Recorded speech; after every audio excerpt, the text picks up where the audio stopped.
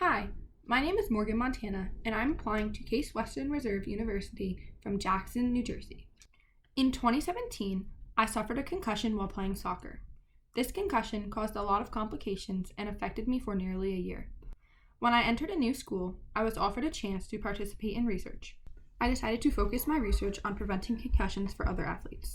I had heard about concussion bands, which advertise protection from impact. For my research, I decided to test the efficacy of these. My first step was to complete my proposal, which was a major challenge.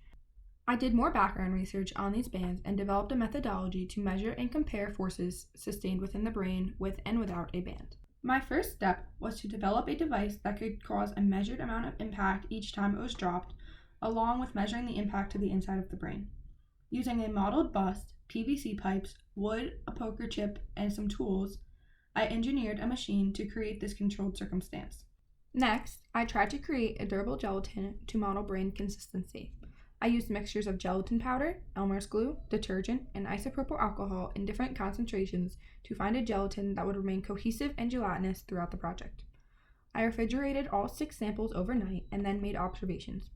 I discovered that only half of these samples stayed gelatinous, and of these 3 samples, one was very brittle and another turned half liquid.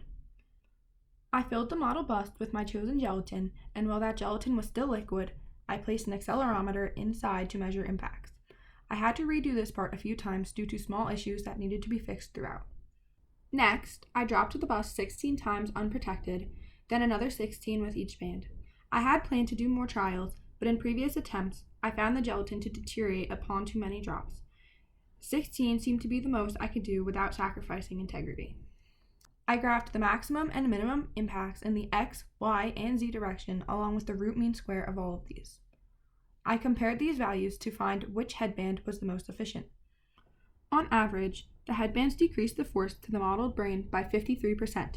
I also found that unequal Halo 3 headbands were the most efficient. I competed with this project and won an honorable mention. It was not in any means perfect, but it inspired me to conduct future research. I began reading more about brain anatomy and the pathology of concussions. I am currently conducting research on diagnosing concussions through a urine calcium test. Thank you very much for your